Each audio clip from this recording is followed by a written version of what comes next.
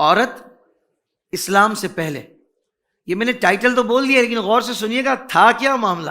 ہاں آپ اگلے حصے سے پہلے ہی آپ نتیجہ نکال لیں گے. طاہر قادری اب تو وہ نہیں ہے جو اسلام سے پہلے عورت کے ساتھ یہ ہوتا تھا. اللہ اکبر. اسلام سے پہلے عورتوں کا حال بہت خراب تھا.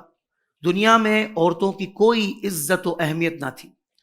عورتیں دن رات مردوں کی مختلف قسم کی خدمت کرتی تھی، یہاں تک کہ محنت مزدوری کر کے جو کچھ کماتی تھی وہ بھی مرد حضرات لے لیتے تھے، مگر ظالم مرد پھر بھی ان کی قدر نہ کرتے تھے اور جانوروں کی طرح مارتے پیٹتے تھے. ذرا ذرا سی بات پر عورتوں کے کان، ناک اور دیگر اعضاء کاٹ دیے جاتے تھے. نعوذ باللہ کبھی کبھی تو قتل بھی کر ڈالتے تھے. باپ کے مرنے کے بعد اس کے لڑکے جس طرح باپ کی جائیداد اور سامان کے مالک ہو جایا کرتے تھے، اسی طرح اپنے باپ کی بیویوں کے بھی مالک بن جایا کرتے تھے. اللہ اکبر. تصور کر سکتے ہیں آپ، سوچ سکتے ہیں یہ ہوتا تھا اس معاشرے میں اسلام سے پہلے. اور ان عورتوں کو زبردستی کنیزیں بنا کر رکھ لیا کرتے تھے. عورتوں کو ان کے ماں باپ، بھائی بہن یا شوہر کی میراث میں سے کوئی حصہ نہیں ملتا تھا، نہ عورتیں کسی چیز کی مالک ہوا کرتی تھی.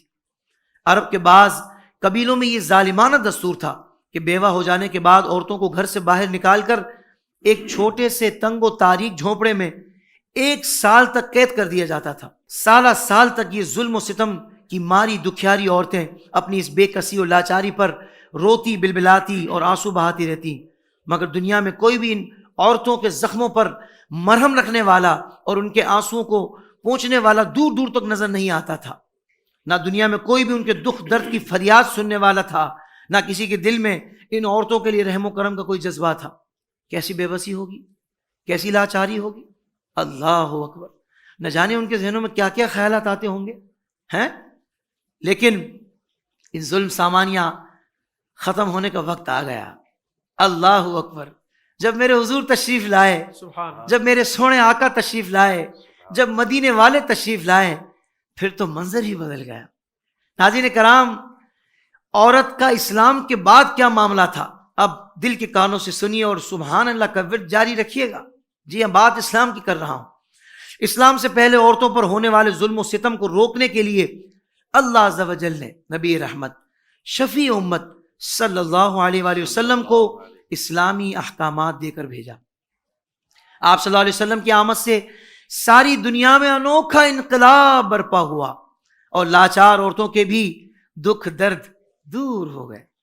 جب ہمارے آقا دکھوں کے ملجا و مأوا صلی اللہ علیہ وسلم اللہ عز و جل کی طرف سے دین اسلام لائے تو دنیا بھر کی ستائی ہوئی عورتوں کا قسمت کا ستارہ بھی چمک اٹھا.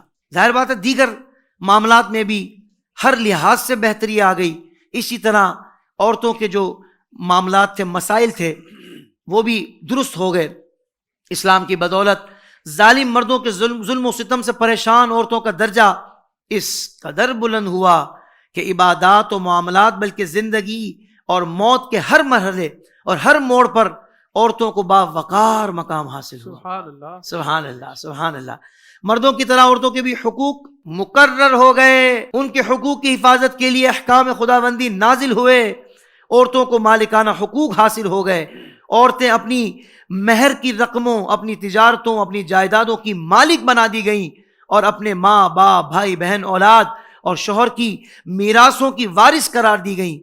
الغرض وہ عورتیں جنہیں مرد حقیر و انتہائی مجبور اور لاچار سمجھتے تھے، وہ مردوں کے دلوں کا سکون اور ان کے گھروں کی ملکہ بن گئی. واہ واہ. جی ہاں، اب عورت ملکہ بن گئی ہے. اب کوئی مرد نہ عورتوں کو مار پیٹ سکتا ہے، نہ ان کو گھروں سے نکال سکتا ہے، اور نہ کوئی ان کے مال و اسباب یا جائیدادوں کو چھین سکتا ہے، بلکہ ہر مرد پر مذہبی طور پر عورتوں کے حقوق ادا کرنا لازم ہے. جنتی زیور سے میں نے یہ پیش کیا.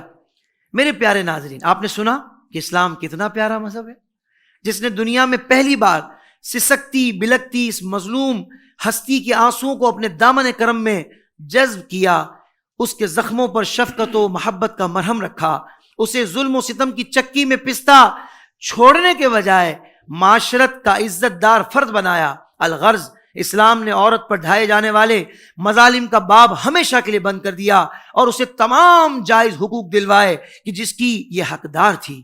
بلا شبہ بلا شبہ عورتوں پر اسلام کا یہ وہ عظیم الشان احسان ہے کہ تا قیامت جس پر انسانیت کو بھی فخر رہے گا۔ ناظرین کرام یاد رہے، بس یہ آخری بات کر رہا ہوں، عورت اپنی زندگی میں مختلف مراحل سے گزرتی ہے، مثلاً کبھی بیٹی کے روپ میں، تو کبھی بہن کے روپ میں، کبھی بیوی کے روپ میں، تو کبھی ماں کے روپ میں نظر آتی ہے۔ عورت چاہے کسی بھی روپ میں ہو اپنی ایک پہچان اور مقام رکھتی ہے۔ یہی عورت اگر ماں بنے تو اولاد کا اسے پیار سے دیکھنا مقبول حج کا ثواب پانے کا ذریعہ بن جاتا ہے۔ سبحان اللہ، یہی عورت اگر بیٹی ہے تو اللہ کی رحمت بن جاتی ہے۔ یہی عورت اگر بہن ہے تو بھائی کا مان اور فخر بن جاتی ہے، اور یہی عورت اگر بیوی بنے تو ایمان کی محافظ بن جاتی ہے۔